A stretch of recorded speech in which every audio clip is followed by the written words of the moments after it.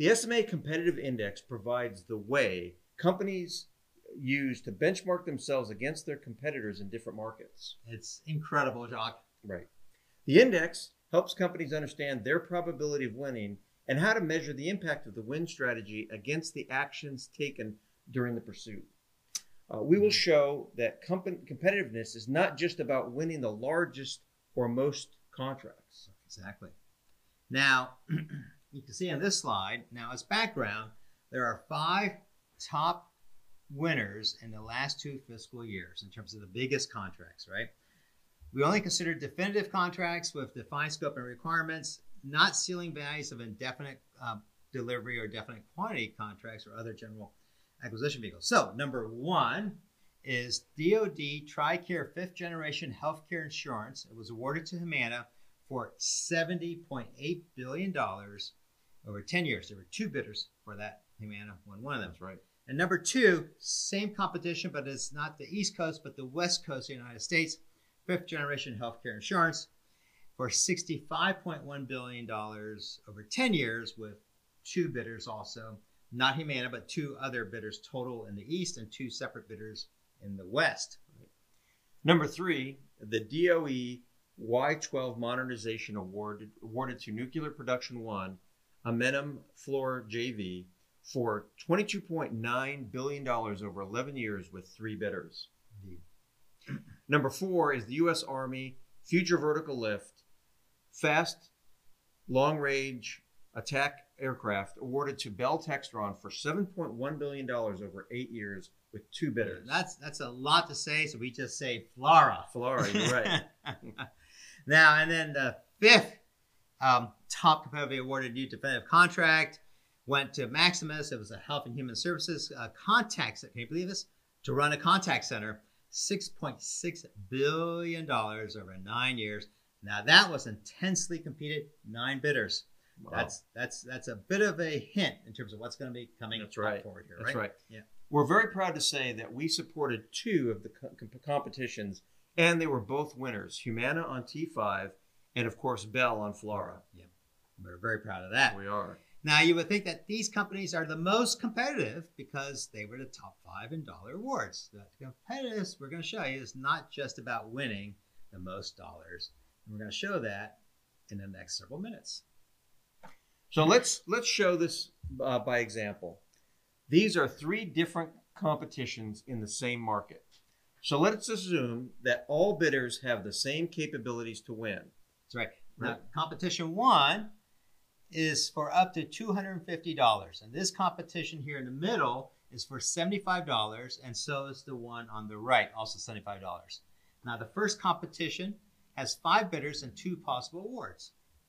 And this one has 3 bidders, and this one has 4 bidders. Right, and each of those are for 1 award each. That's right. Yeah. Company Alpha won $150 in competition 1, and Gamma, also in competition 1, won $100.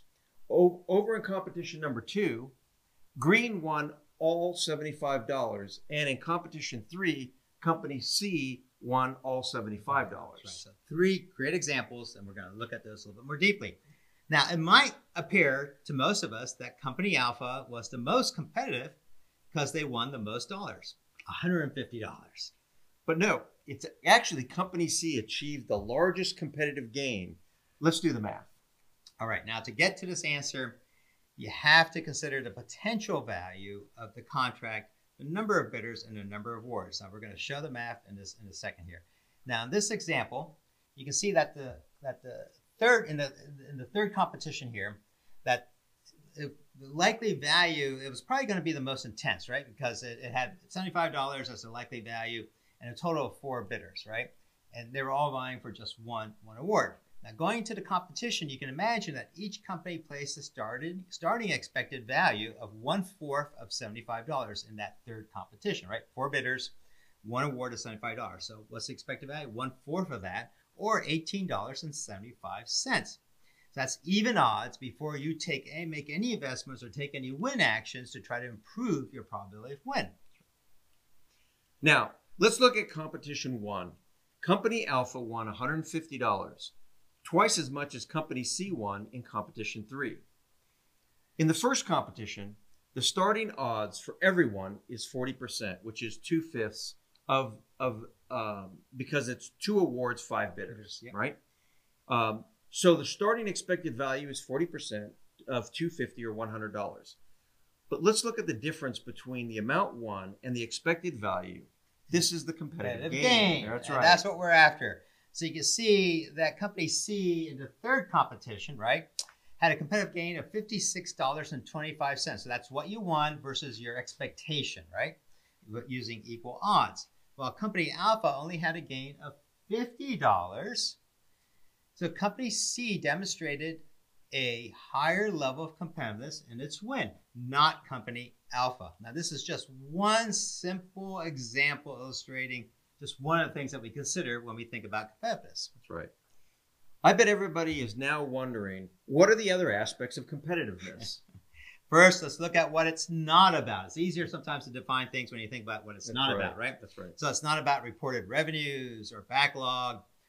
This is all about the past, right? And it's not indicative of how market position is improving or worsening. It's also not about cost growth on our already won programs. This one is particularly deceiving in terms of understanding company performance. It's not about new backlog obtained through acquisitions either. It's not about the outcomes of specific pursuits. Right, 1 or 2 specific pursuits. That's right. Mm-hmm. It's not about the ceiling value on government-wide acquisition contracts, federal supply schedules, blanket purchase agreements, or broad ordering agreements. Right, and those are considered shopping lists. That's right. Right. So, what is it about, Jacque? Competitiveness is about the depth and consistency of your relative ability to win new contracts. You must consider the intensity and complexity of each competition.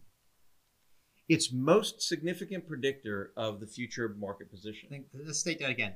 So when you think about competitive, it is the most significant predictor That's right. of your future market position, right? That's right. Okay, That's right. It's the gains or losses in the market position there. Great. All right, so understanding competitiveness requires measuring the relative change in a company's market position over time, resulting from implementing market strategies, right? Or pursuing new strategies and developing capabilities that which you might not have that will create new sources of competitive advantage and differentiation, right? So now let's look at how we actually measure competitiveness, Jacque.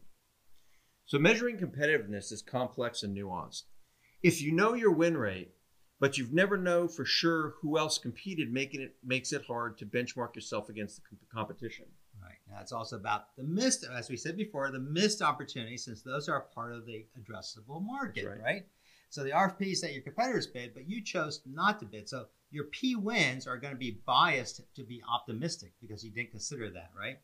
And it's also about the intensity and complexity of each competition, the number of bidders, the number of awards. It's really, really important as much as the total value of the award. That's right. And it's also much harder to create a win strategy when you're competing against 3 competitors versus just 1. And even more when you're competing against 5 competitors. In fact, the complexity goes up geometrically. With the number of competitors. That's right. And we consider this in our index. We do. And so now it's also about how you define the market, right? That's and right. so we've referred to, in fact, we're trying to not use the word market anymore. That's because right. It's just such a loosely defined word. What do we use? Arena of competition. I like that. Right. So we define arenas of competition as the combination of customers, industry segments, the product or service offering, and actually the spend category, and then also other factors. But it's the combination of all those, which can be dynamic in terms of how you define. It's that arena, like a sports arena, in which the competition is held. That's right. And it's also about understanding what opportunities were truly awarded on a competitive basis. That's really important. That's right. Right. We do not include broad purchasing vehicles, such as government-wide acquisition contracts, federal supply schedules, blanket purchase agreements, or broad ordering agreements, since these opportunities are not competed for on a specific requirement or an approved definitive budget. Right. So they may not sometimes have a budget. It's just really a shopping list that the government has. Exactly. Right? Now, we also, there's something called 2 steps and basic research contracts. 2 steps is you submit a white paper, then you get invited to submit a proposal. If you get invited to submit a proposal, pretty good odds you're going to win a contract, right? Right. And then also basic research contracts. We don't consider those because these are essentially a competition of ideas, and they're effectively awarded as sole source projects.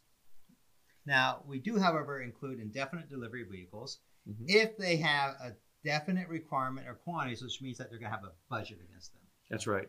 And finally, we only consider the face value of the original contract won, base plus options, since modification is really the result of post-award activities. Right. Yeah. Now, what we are after is understanding the relative change in a company's market position over time as a result of winning new programs, right? And this is the clearest indication of how a competitive a company really is, right? We want to know not just the change, though, but we also want to know how deep that capability is based on the complexity of the competition. Remember, we talked about some competitions have 3 bidders versus 6 bidders. That's right. Well, more bidders and more complex, right? The more things that your win strategy has to consider. And also how consistent they are in winning those things, overcoming rivals time after time after time. Right. I mean, differentiation is not a simple thing, particularly the more competitors you have to differentiate yourself among, right? Yeah, it's like gaming, right? You have to consider a lot more moves. That's right. That's exactly right. So our competitive index provides this understanding at a macro level. All right. Now, the index is comprised of 3 measures. The first is the market share of new programs won. This is something that a lot of companies already do, and this is why we say 3 measures, not just one, right? And it's really just based on the potential value of the contract. We show this as both a relative index and also as a ranking. The second is much more complicated and considers the intensity of and complexity of each competition and the even odds of winning. Yeah. This is our primary measurement of a company's competitiveness instead of just relying on the potential value of the contract. Right. And we call that relative competitive gain. That's right. That's right. Now, we present this also both as a index and a ranking. So index is like it's out of 100 points. That's right. And the ranking is are you top or second or third or 4th, 5th place, whatever, right? So the third measure considers the consistency and degree of competitiveness demonstrated across the awards to give additional insights. Yeah. We believe that the relative competitive gain, that second index, is really the most direct indicator of how a firm's market position is improving or deteriorating. Right. These indices can be specific to a given arena of competition, as defined by the specific U.S. government customer, North America Industry Classification System codes, product service codes, and federal spending categories. And we got a plethora of acronyms for all of these. We do, which we're going to try to avoid not using, are we? Exactly. All right. Now, we can calculate and compare across companies and individual business units in over 308 industry segments for over 3,550 U.S. government customers across 102 federal spending categories and 2,339 types of products and services. Jacque, how did we do this when no one else could? Well, let's look at the next slide. Okay, so we used federal procurement data as our underlying source of information, and this was definitely a big data problem. We ingested and analyzed nearly 100 million contracts. I got to say that again, 100 million contracts, transactions, and comprised of over 28 billion separate data elements. Yeah. This is for the last 15 years of federal procurement data. It's massive. It's huge. That makes my head hurt. Yeah, it made all of our heads hurt. But no one else has developed the capability to have to maintain this kind of data with the ability ingest it, process it, maintain it, keep it up to date, validate it, all of those things that are important. Yeah, exactly. Right? We brought a few servers to their knees in the beginning. We did. Yeah, we did. We did. You just can't do this in Excel. Trust me. Yeah, okay? Not even close. All right. Now, we developed a set of algorithms, so the middle icon here, right? That's right. To calculate these 3 measures of competitiveness across any cohort group. So any set of companies you want to mix and match together to see how competitive you are against them, we could do that, right? Cohort group? Cohort group. Yeah, it's like your cohorts, right? It's who you work with, who you collaborate with, who you compete against. That's right. Okay. Now, however you want to define it, whether it's by customer, industry segment, product, service, or federal, we already went through all that. Yeah, how many combinations we can have, right? Now, what's really important here, though, the algorithms are informed by our extensive experience over the last 40 years of helping companies win, and just the logic that we created and how to kind of quantify, competitiveness. And we just showed a little bit of an example of that earlier with the number of bidders and number of awards. So we also calibrate these indices over time using in-depth analysis of selected companies from a reference portfolio we created as representative of different types of federal contractors. We plan to update this reference portfolio over time. It's important to know that we can calibrate the algorithms based on really in-depth studies, right? That's right. I think we're calling this the SMA 100. Well, here's a funny story, right? When we created the list, we thought we had 100. When we published the bulletin, we recounted. It was only 99. I guess it's the SMA 99, right? Yeah.